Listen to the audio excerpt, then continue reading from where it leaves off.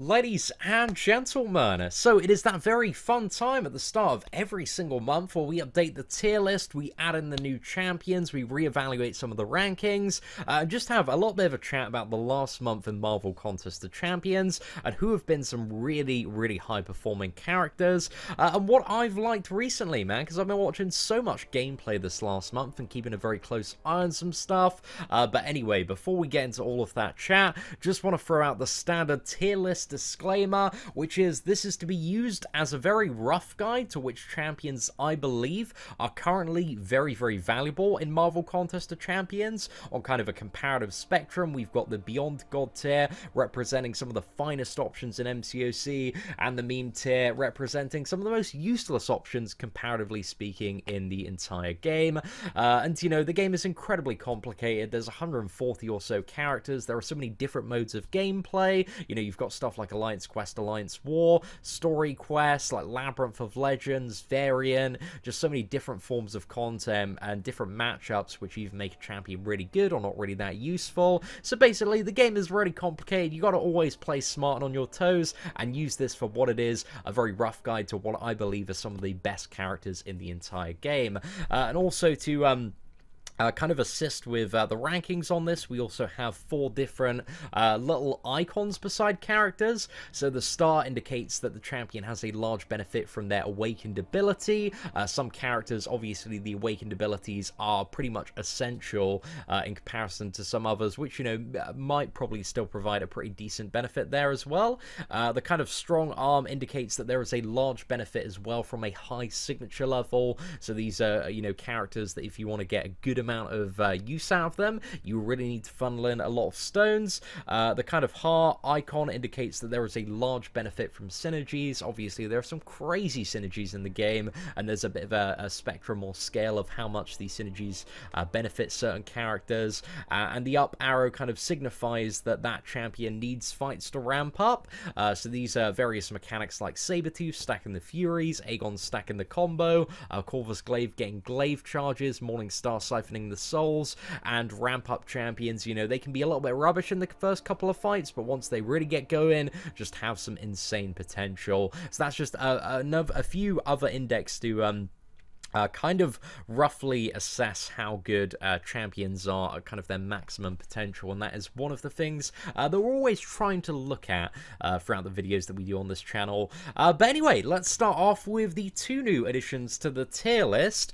We got Thing, and also, right at the end of the tier list, Diablo. So Thing is a very interesting character. He's got a ton of immunities, a lot of quite interesting stuff this champion can do, but if you build him right with the champion synergy, and ideally throw in Hela and Angela, and then also Heimdall as well for a bit of additional safety, and have this very like quirky on-the-edge playstyle. We did a video on it about a week ago on the channel where we jumped into Act 5 with a 4-star rank 3 thing, and he is just tearing stuff up. The damage is absolutely crazy, but it's a very like on the edge, high risk, high reward style of gameplay. So if you're playing like that, then it works really, really well. And if that's a play style that you really enjoy, you can have a lot of fun with Thing, and he's a really, really great champion. He's got immunity to bleed, immunity to shock, and also immunity to stuff like nullify and also armor break. So I think there are going to be a lot of interesting and quirky uses for Thing moving forward,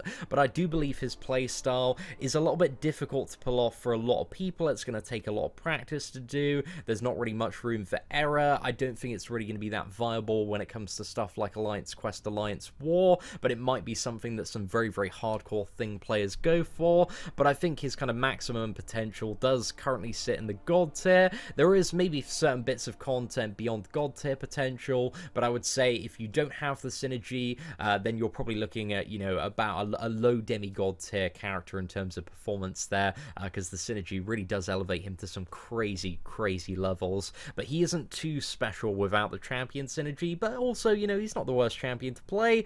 And then the other new character we have is Diablo. So Diablo, is a bit ass. He is a bit ass, to say the least. Just absolutely overshadowed by so many other champions, especially just in the Mystic class alone. Definitely kind of falls toward the bottom in terms of practicality and matchups. The only thing like really okay about Diablo is he's got a potion that you can drink that can deal a fair bit of damage when there's buffs on the opponent, but that's only going to be able to last for a very short period of time. You can refresh that if you got the synergy by getting a kill. It's just really horrible, really annoying to do. The awakened ability gives him a little bit more on his potion duration, which, isn't really that great overall, and Diablo has a very small amount of regeneration and a bit of poison mitigation as well, but his damage is absolute ass. His utility is just absolute ass as well. So I think he's going to have some occasional uses, but he is just, one of the worst champions that they have introduced into the game in the last 2 years. So yeah, really not impressed by Diablo, and I think it speaks volumes that about 25 or so content creators were sent this character, and only like a very small amount of people, I think about 3 or 4 of them, actually did a video on Diablo in the end, just because a lot of them were like, he's just such a rubbish character that there's just, not really much to talk about here. So yeah, Diablo, a massive disappointment. He's definitely a champion that is in need of a revamp. Now, in terms of repositioning, I have moved Sentinel. I've been playing about with Sentinel so much in this last month, because especially for myself, I've been assigned in map 6 to the path where I have to take down, especially with our prestige as well, a really stacked Emma Frost and a Mega Red. So I've been playing about with like Sentinel, Ghost Rider, Iceman to find an option for that path that would work the best for me, and Sentinel, despite only being a rank 3, is just far superior for that path in comparison to Iceman and Ghost Rider. So this has kind of led me to explore Sentinel a little bit more, and I do think Sentinel, once you get to 100 analysis, is insane.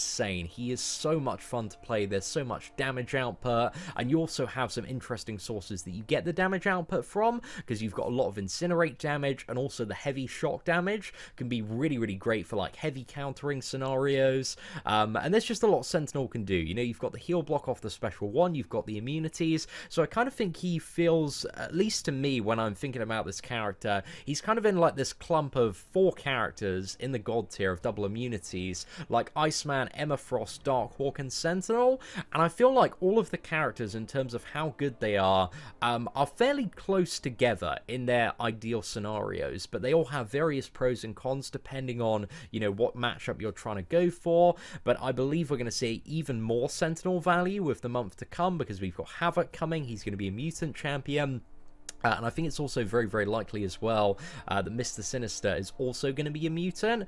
And if one of those is a very annoying defender, I think we're going to just see even more value for Sentinel, because, he gains, it's much easier to get the analysis charges when you're fighting a mutant. But I do believe Sentinel, he's not the most noob-friendly character. He does take, a bit of practice, a bit of getting into, but in a lot of those, highly stacked endgame scenarios, he's just, really useful for Varian, Alliance Quest. I imagine he's going to be tremendously good for a lot of map 7 stuff as well, but he's a really solid map 6 option. I've also seen some people rank 5 Sentinel and take him to Alliance War, and yeah, there's just a lot of good stuff you can do. A solid double immunities, so I think he really does deserve a god tier ranking there.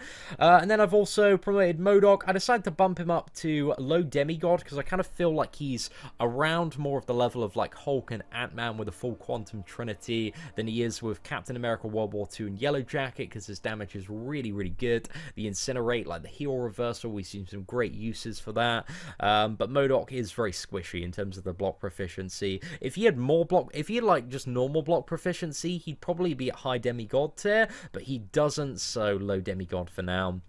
Because he's a bit annoying to play in that regard.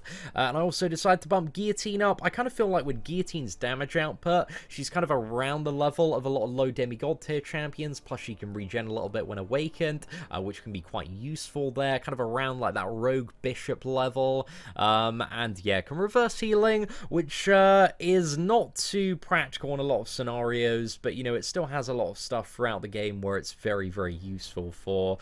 So yeah, those are a few adjustments that we've got this this month. I would say that overall in the last month, when it's come to the Uncollected, I think Void has just been the absolute MVP for a lot of people, for a lot of content, but I think some champions, especially in the last month, that have had some insane value for the Uncollected, as Captain America Infinity War. You know, we've seen probably quite a bit of gameplay from myself, just so incredibly good there.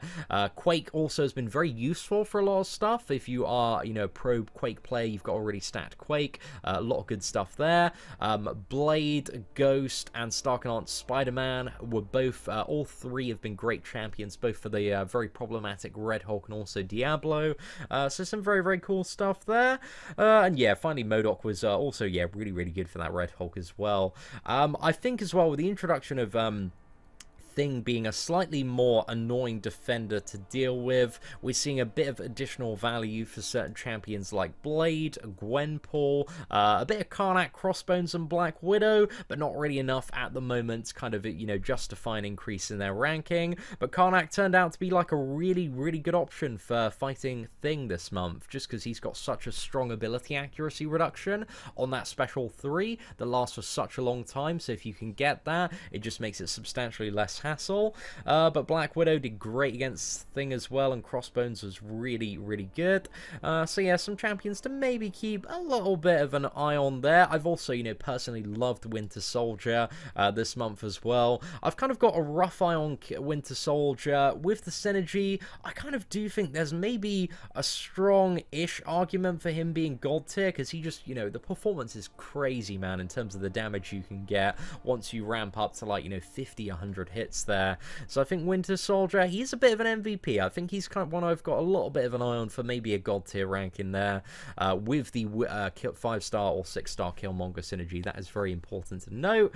What else are we seeing in Alliance War? I'm seeing so much Omega Red gameplay at the moment. I think the champion that I've seen, you know, sprout out the most this month when it comes to, like, high-tier Alliance War, Omega Red, he's just such a popular option for so many reasons, like heavy attack countering with that degeneration, is doing some banging damage. Like, people love playing this dude with Suicide Masteries. He's a great counter to Korg. He's got double immunities.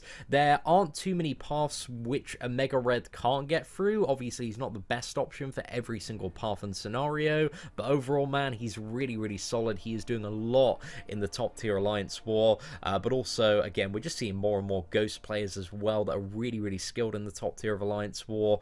Corvus Glaive, obviously, just putting in a ton of work as well.